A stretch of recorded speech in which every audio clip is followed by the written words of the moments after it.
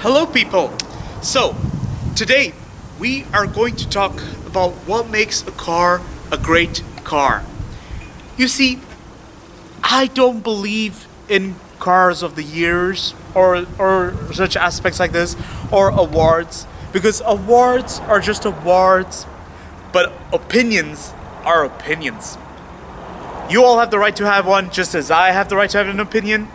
But there's always a certain, well, not law, but there's a certain convention or certain thing where there's something, just something, that defines what makes a car a great car. And so, therefore, we are going to be covering a few aspects like reliability, practicality, running costs, and furthermore, as we go on, do you think cars have what they take to achieve the status of best car? Well, opinions again, like I said. Oh, and before I forget, we're going to be covering styling. Ooh, how interesting. Let's get down to business. And so for the sake of this video, I'll be using my Nissan Navara as an example. Now, it's a utility vehicle, so whatever I say in this video won't necessarily apply to all vehicles, but it's just an exemplification, as you're probably aware. So, let's start with reliability. What makes a car the best car? One of the aspects can also be a reliable reputation. Nissan has had a reputation for reliability, although we all are aware that unfortunately in the 2000s they did plummet in reliability. However, they did climb up recently, and that's the reason why I bought a Nissan Navara. And I'm very happy personally. It's been very loyal to me. And aside from that, reliability is there. And also another thing I must inform you all is that nowadays reliability isn't necessarily on how rare does a car break down or fall apart. Okay, maybe that's one thing. It's also about how solid built it is and how, it's like, do parts inside wobble, or how solid it is, or, interior parts like the door, like this portion, you see what I'm talking about? Solid built. Whereas in some cars, when you just pull this part just a bit, it starts wobbling like anything, which is a sign of, I can't say bad reliability, but it's just a sign of something not being built properly, but hey, so, but yeah, so, and another thing I wanted to inform you all is that nowadays reliability also means good customer service. So whenever a car has fault under warranty and whenever there's an incident with the car, customer service should be able to support the customer so that in the event when there's an issue with the car, the customers get the help they need from the company. And yes, that's and then it also depends on how efficient is the company in sorting the problems out. My Nissan Navara has been very loyal to me, although twice I had electric faults with it. And but in both incidents, the dealer, my Nissan dealer, were out there to support me, and they really stood out for me, and that's something that really helped a lot. Like they really did their job without any beating around the bush attitude. Another thing I must point out is rust. So what young age does a car catch rust? Now, there's some parts where the car will naturally catch rust, whereas there's some parts where the car should not catch rust at all. Like, for example, here, there should be no reason why at a young age there's rust. Although nowadays cars don't use metal, pure metal anymore. They use some, well, actually, I'm not sure what kind of material they use. I don't want to pretend to be a genius, but honestly, I'm not sure what materials they use these days. But my best assumption is they would use a material that's cheap, strong, and capable of withstanding a little bit of abuse. Yeah. A natural part to see rust would be here on the drums of the discs, like sometimes on the discs, sometimes natural, but that's natural. Like there's a lot of heating and cooling. on the chassis there would be maybe a little bit of rust, just a little bit, like just a dot, just a spot, but that's natural. That should be natural. That shouldn't be an issue. If I wouldn't worry too much. And yes, now we're going to move on to our magnificent topic of practicality.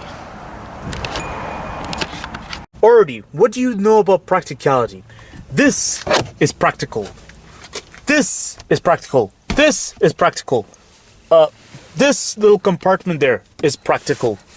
This is practical. This is practical, but in some cars you get big storage here. You know, one time I was actually looking at a Volkswagen Touran. If you guys don't know what the car is, it's a just basically look up a small Volkswagen minivan and you guys will know what I mean.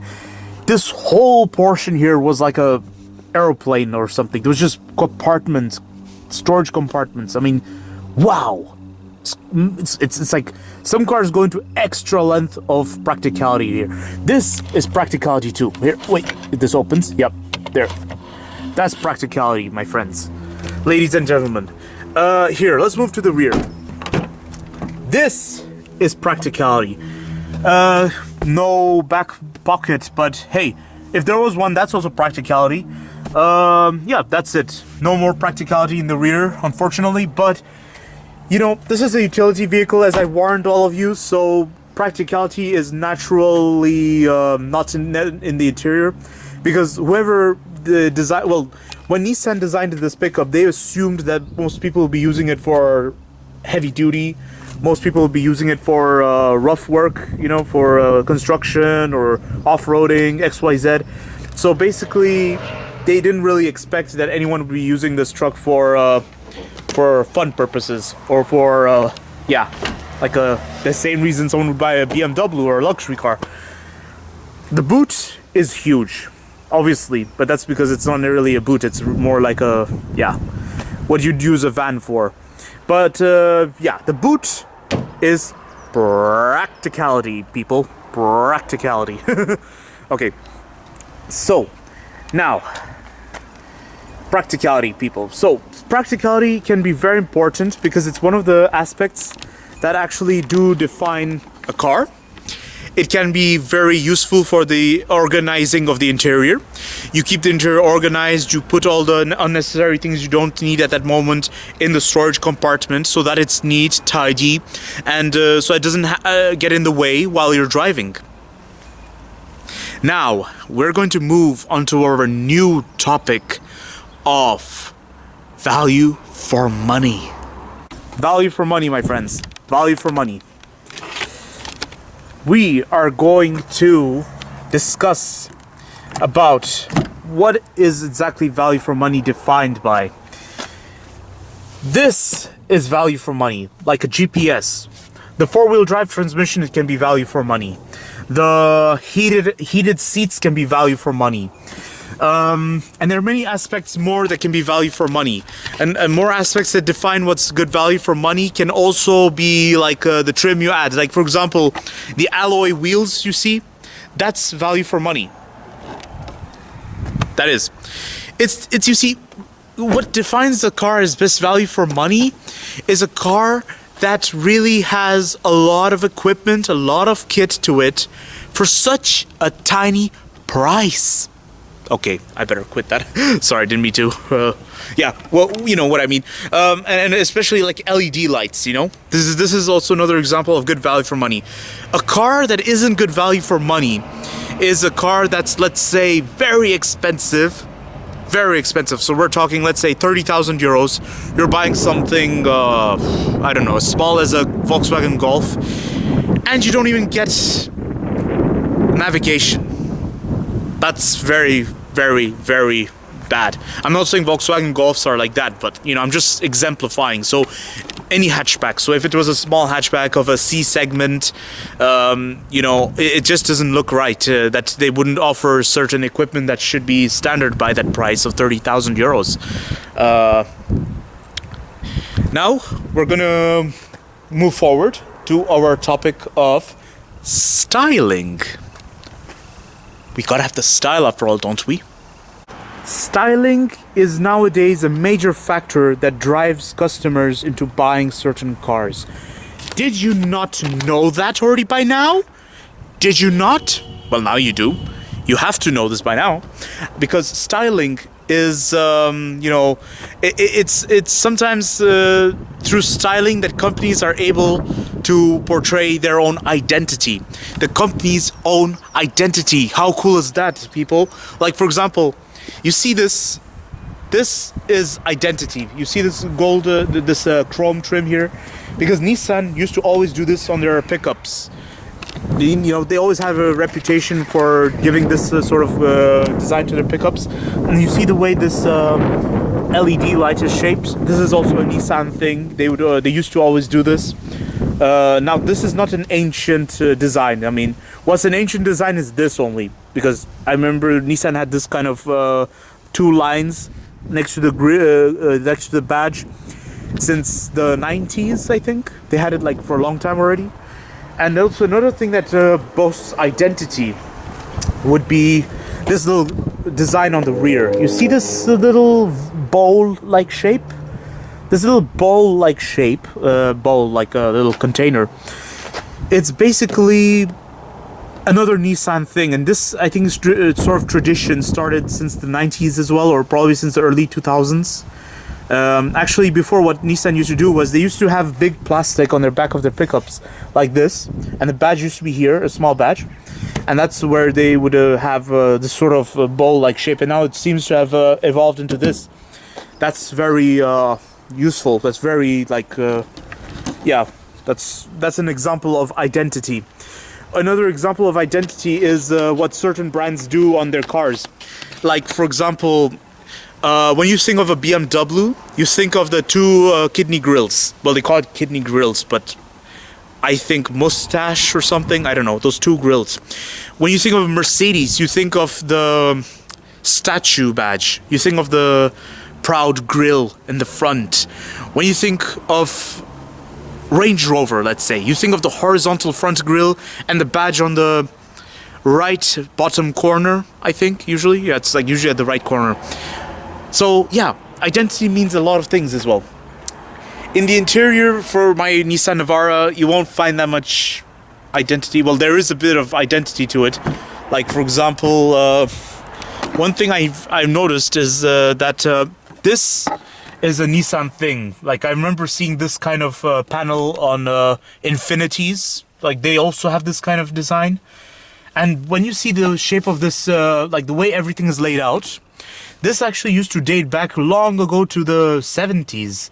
Because if you look at old Datsuns and old Nissan pickup trucks, they actually used to always have the air conditioning above. So, a bit of heritage being learned here, people. A bit of heritage. A lot of heritage in this car. Lots.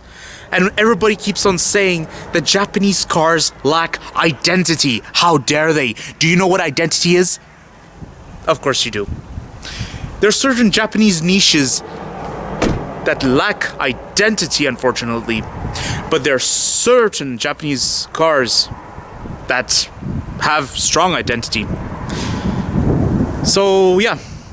Let's get to the conclusion, folks. Wait, everyone, wait. I'm so sorry. Before coming to the conclusion, I did promise I would talk about cost of living. Okay. Let's put this the very nice way, because some people are going to hate me for this. Cost of living means, you see, insurance costs, tax, and everything. And sorry to sound like someone who depends on age too much, like, looks at age. I don't pay attention to age, but the insurance office and the tax office, they pay massive attention to age. So if you're a youngster trying to buy a Ferrari, better reconsider your dream car, because it's not going to be as easy as you assume. But if you have all the money in the world and you're rich, then go right ahead. But don't be sad if the insurance cost is too high. So what you would have to look out for is insurance cost, tax. Now there's two types of tax. I don't know about where you're from, but here in Belgium, we have two tax. The first tax is the tax which is the highest tax you pay for the car, is to put the car on the road. So this is like the tax being paid for, it's like permission for the car to drive on the road. I don't know how we call it. I'm not sure. But I know I think it's called taxe d'immatriculation. But the second one is taxe annuelle. So this is the annual tax you pay every year for the car, basically. It's like tax, you know. So the tax, I think, varies depending on whether a car is a utility or a passenger vehicle. So mine is utility. And then another factor that judges that the tax is judged on or based on, not judged on. Why am I saying judged? Sorry, I keep mixing words up. Another factor is the emission. So if you drive a Tesla, you're lucky. But if you drive a V8 Ferrari, oh boy, the tax office probably craved to marry you by now. Now we're going to come to the conclusion. Now, my conclusion to you all. What makes the best car in the world? You see, there's no such thing as the best car in the world. I know. No such thing as the best car in the world. If you really want a car that's truly good, you need to have a car that's got the customer service, everything good. It's also got to be reliable. You've got to have the car that's got the practicality in it, that's got the easy cost of living, you know, running costs, sorry, not cost of living. That's got the running cost that suits your cost of living. Do you want to have a life? Or do you want to play, I don't know, Monopoly or something? Do you want to play Risky? I don't know, man. I don't know what's your goal, but I sure know that people like to judge what makes a car a best car and whatnot. Well, here's my judgment. There's no best car. So you can have opinions all you like, but there won't ever be any best car. There will only be best cars based on opinions. Another thing, if you want my personal opinion on what the best car is, opinions, okay? Opinions, not facts. It's very difficult to say. Very difficult. I'm leaning towards the Hyundai Santa Fe, which is a crossover SUV. But the problem with it, though, is that it's... I don't know. I actually don't know. Like, you see, the badge. Like, when people see a Hyundai badge, Hyundai, okay? When they see the Hyundai badge, they don't really think of it as something cool like a BMW or a Mercedes or an Audi. And then also another aspect is identity. You know, Hyundai didn't really have an identity for a long time, so now they're starting to find their identity. But I feel like it's a bit, I wouldn't say too late, but the thing is that now, like, it's come to a point where some people see the identity, some people don't see the identity. They're still stuck in a time loop where BMW and Mercedes and Audis are like the top of the top and XYZ. You know what I mean. I hope you enjoyed my video. I apologize if maybe I wasn't clear on certain things, or if I talk too much, or if I go into too much details. Do let me know what you think. And feel free to subscribe and leave a comment. Bye.